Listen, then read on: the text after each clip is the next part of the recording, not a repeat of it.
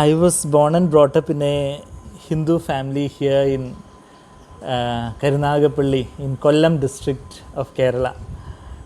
Born in a very conservative, very orthodox kind of conservative family.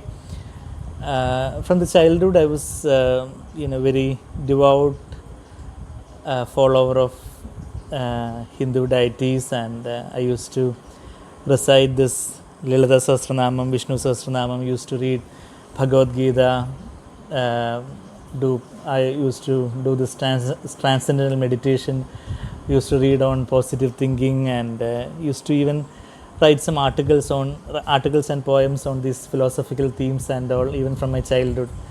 Used to read this Amritanandamayi's teachings and Vivekananda's teachings, and and even when I was bowing down before the idols in the temple, I thought that through all that I am communicating with the God who created me. That was what I felt, that was what I believed, and I had a false sense of satisfaction in that also. And I studied in a Christian school, and words from Jesus used to attract me. I have heard verses like, "Come to me, all who are weary and heavy laden, I'll give you rest." Matthew 11:28, a very famous verse, where Jesus is encouraging everyone who is weary and heavy laden to come to Him, and many other verses like that. And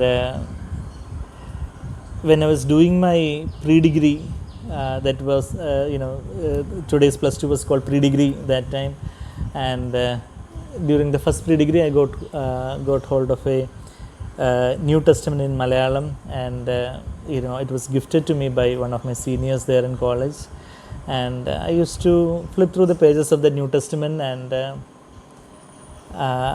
some of those verses used to touch my heart, but still I was happy with my gods and idols and everything. And towards the second pre-degree, towards the middle of the second pre-degree, I asked one of my friends whether I can get a full Bible, both the New Testament and the Old Testament.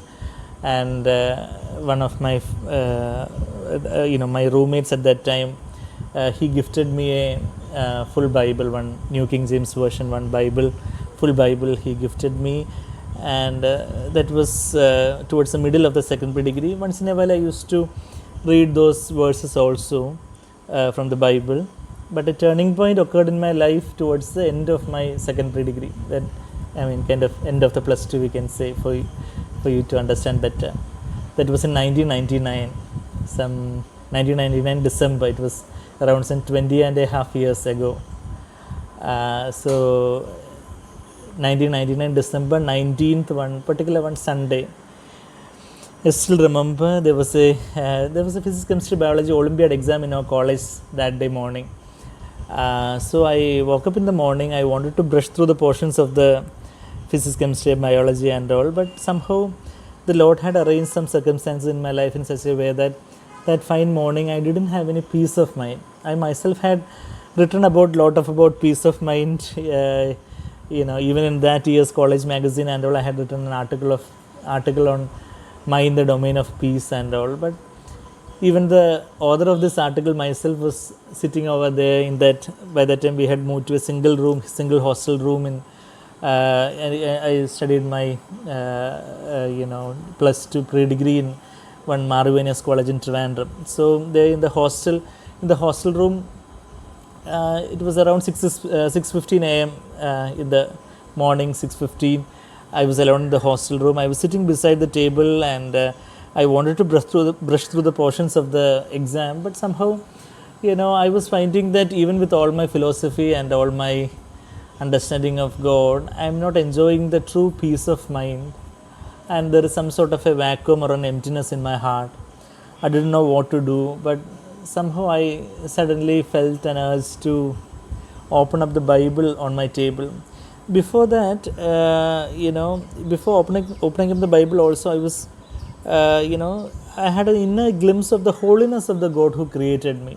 I was sitting there with that emptiness in my heart. Suddenly there was a I was not seeing any light or anything like that, but there was an inner conviction that the God who created me is infinitely holy, and in His presence I am just nothing. Till that moment, I thought that I was a very spiritual person with all my philosophies and with all my ideologies and belief systems and all. But for the first time in my life, I recognized that I am just nothing. I am just a wretched sinner before the holy, almighty God. And then I felt the urge to open up the Bible, which was on my table. There was photograph of Hindu deity on my table, and there was chanted Ganda and golden chain over my neck, and there was Bhagavad Gita's and Vivekananda's and Amritanandamayi's books and all those philosophies, all the books and all were there on and inside on the table and inside the drawer and all. But somehow I felt an inner urge to open up the Bible, which was on my table, and I flipped through the pages of the Bible, and the verses which struck my eyes were from Ezekiel, the book of Ezekiel, chapter 36, and verses 25, 26, and 27. These were the three verses which the Lord really spoke to my heart and transformed my life. There were many other verses which used to attract me to the Lord, but these were the verses which the Lord first spoke to my heart and gave me a new birth in my life, a spiritual birth in my life. Ezekiel chapter 36, verses 25, there it reads like this: Then I will sprinkle clean water on you, and you will be clean. I will cleanse you from all your filthiness and from all your idols. I will give you a new heart and put a new spirit within you. I will take away the heart of stone from your flesh and give you a heart of flesh. I will put my spirit within you, and I will cause you to walk in my statutes, and you will be careful to observe my ordinances. So these three verses, Lord Jesus just spoke to my heart in a very personal, intimate way. When I was just, I was just reading that verses, and I could sense Jesus speaking to my heart, and that burden or that emptiness suddenly vanished, and I was just flooded with the love and joy and peace of heaven.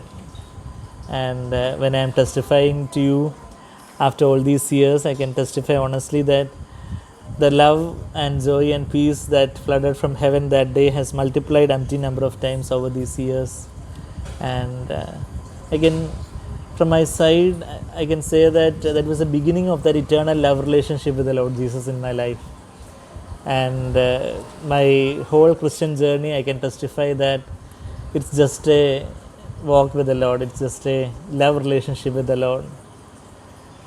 I am always encouraged by this verse. After my new birth and all, God gave me voracious appetite to read the Word of God, to have fellowship with like-minded believers. God led me to a good church fellowship there in Trivandrum.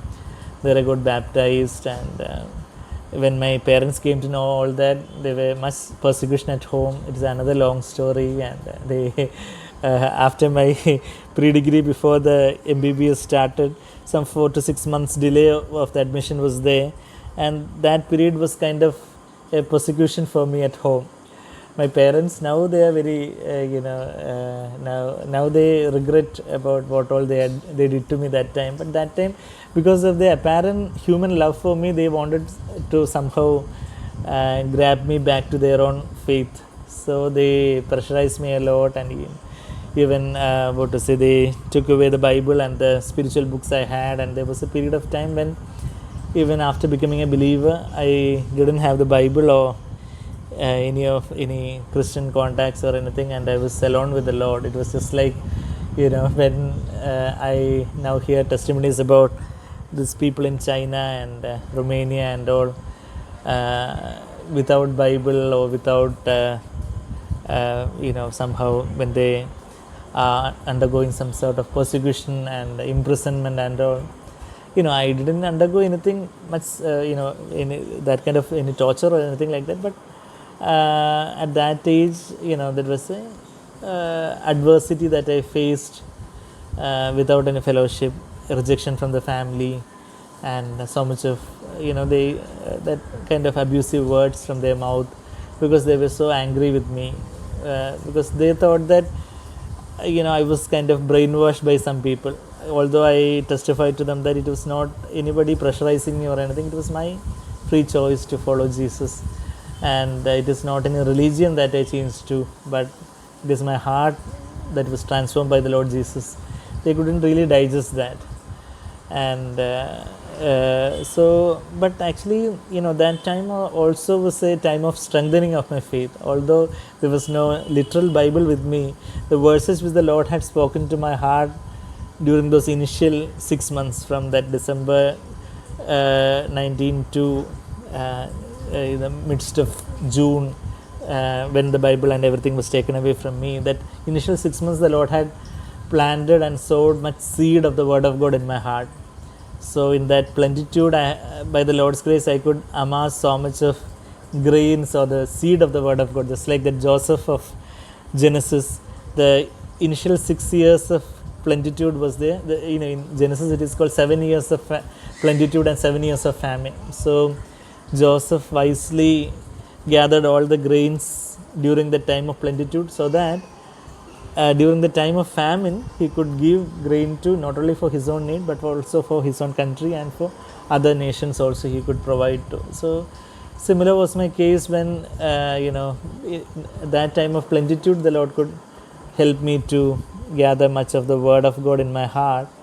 And during the time of persecution, that really helped me. Those verses which I had meditated and which the Lord had spoken to me, which I had memorized and all, did really help me to come closer to the Lord and to continue to really hear the Lord's voice even without the Bible. That one-to-one relationship with the Lord, that love relationship with the Lord was deepened during those times of adversity and persecution. And then actually with the MBBS admission in the medical college in North Kerala and all, there was, then I could get hold of the Bible, and there was abundant fellowship in the medical college I was studying, and just like you people have the Stanley Medical College fellowship and all. There also we used to in North Kerala, one Pariyaram Medical College, I did my MBBS. PG only I did in CMC, as Jerry was telling. So that MBBS days, every day we used to gather in the hostel. In the boys' hostel, every day we used to have meetings. In the girls' hostel, they also had meetings, and once a week, like this, we used to gather once a week. And even I still remember those days. Many of those meetings are fresh, and how the Lord ministered to us in unique ways during our student days, how we were witnesses for the Lord in our student period. So that was why, even though it was with a short notice, when Jeremiah told me about the this fellowship, I thought of not to say no, but to consent and come and speak to you. One verse which I usually share along with my testimony is this verse in 2 Corinthians chapter 11. And even after the MBBS, how the Lord led me to do PG in psychiatry and all is another long story. How it was also a kind of supernatural leading from the Lord, by Lord showing me a vision, and you can read more about that from a blog page. If you just search sandeeppsychiatry.blogspot.com, in my blog page, how the Lord led me to psychiatry, to specialize in psychiatry. I have written in detail all those events, how the Lord gave me vision confirmed from the Bible, and how the Lord can lead in amazing ways in our lives when we seek Him alone in our lives.